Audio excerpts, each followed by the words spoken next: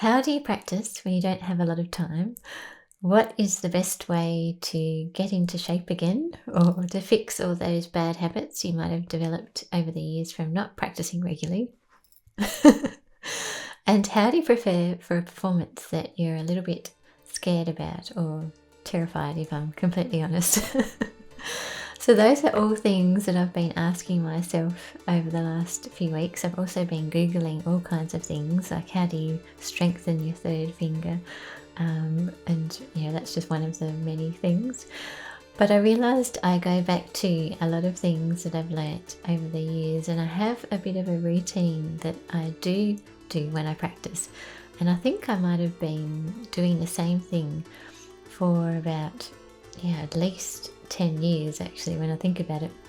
So I thought I might share that with you. And I've made some funny videos over the last year or so, just outlining the particular books and exercises that I use. But I just thought I might go into a bit more detail here. So the first video, I'm going to pop them up here as well as I'm talking. So the first video I made was all about Carl Flesch's scale system. So I have that here, and that's something that I would love one day to play every key, but in all honesty, I get stuck a lot of the time at C major. This week, though, I've been making myself do B minor and G major, and there are different bowings in each different scale, and it's my aim to always get to at least to the sixths, and hopefully to the octaves, but I hardly ever get to the tenths, and that's what this funny video is about, because I think perhaps if I did, I'd be able to play Paganini a little bit better. So this is my version, my copy of Carl Flesch's system, and I've lost the cover. It's very well loved, and I was very lucky that somebody gave me their collection of books a few years ago. So this is what the C major looks like. First page, and then the second page and third page, and you can see you're getting to the sixths down the bottom there, and then the fourth page is the octaves, and then you're getting to the tenths over there. So it takes quite a while to get through those, and actually sometimes I feel like it's more important to practice on relaxing and trying to figure out how to get that hand not to do funny things like mine tends to do. That was me this morning, trying to fix that. And then the next thing, like that was my first video I made. The next video, funny video, was about the waltz of the violin exercises, because I realised that playing the violin is quite similar to, I think, I've never been a ballerina, but I do listen to Ballet with Isabella, her podcast, which I think is, it's on the Dancer's Mindset, I think it's called. I've put it in the link. But she was talking about how she has a scrapbook or some exercises that she's used over the years to prepare for particular performances. So if she's playing a role like one of the famous ballet roles, like what's her name, Clara, then she's got her routine that she would do to prepare for that role. And I think when I've prepared for pieces in the past, I have got a scrapbook, which I was looking for before, and I can't find it anywhere, of course. But I can remember what's in it. So the first thing I do, this is my routine coming around now. The first thing I do are these warm-up exercises with no bow, and that's from the Simon Fischer Basics book.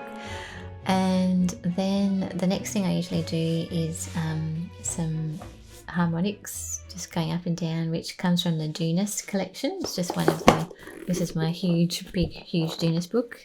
Oh, by the way, I might just cut and show you this is my Dounis video, because it's so heavy that it's like weightlifting. So the Dounis collection has so many exercises, it's a bit like Sevcek, and I do have all the Sevcek books as well, which I'm very lucky to have. But yeah, the Dounis collection, I don't think I'll ever get through this in my lifetime. But that's the next thing I do, is just going up and down harmonics. Then it's on to Schradieck. So I don't get very far in this either. It's just first 2 pages, and I've learnt that off by heart, so I just do that. And the next thing, Kreuzer's 42 studies, and I'm doing the, which one is it? Which number 9? That one there, Kreutzer number 9.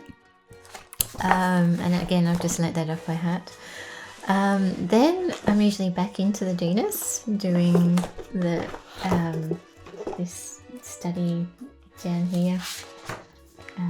That's sort of the harmonic one that I do. The next one's about scales and shifting, which is over here. That one there. And then what do I do next? Some Sautier.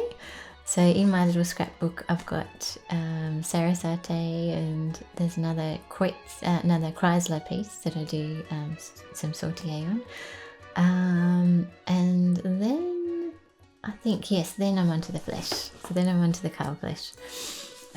So I've been doing that for ages, and then I might do some Bach, and occasionally like a concerto, maybe a Bruch concerto, a bit of Mozart, D major, just like the bits that I can play, the highlights I like to call them. But then I think what I've been thinking about this week is that there's just so much, like that would take me like quite a while to get through that kind of thing, and I've been working on the St Matthew Passion.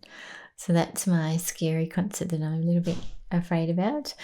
But I would like to really have not have fun, because it's not a fun piece. It's quite, as you might have guessed, it's about the Passion of Christ. So there's a lot of dark moments, and the two movements that I'm playing are right at those points where Peter is questioning his decision to betray Jesus, and then the next movement is about Judas, and that's equally, or perhaps even more dark.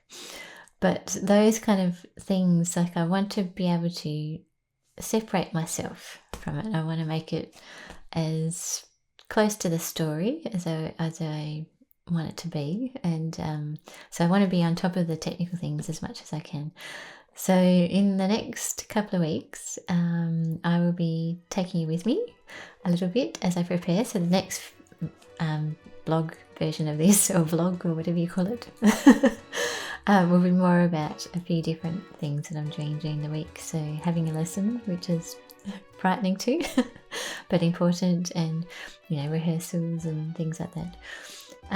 So I would love to know what you do to warm up, and what you do to get back into shape as quickly as you can, and with the limited practice time that we all have for me, I'm not a professional violinist in that way. I'm doing it on the side, I'm teaching, I've got another job, which I'm very lucky that I can listen to music while I'm working.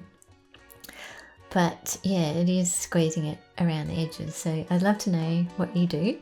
And yes, please send me an email and reach out. And hopefully this has been a little bit helpful. Ask any questions that you like.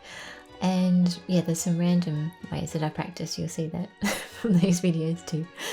And until next time, until I come on again next week, I'm trying to keep this every week this year. I'll be here again next week, and I'll give you a little update.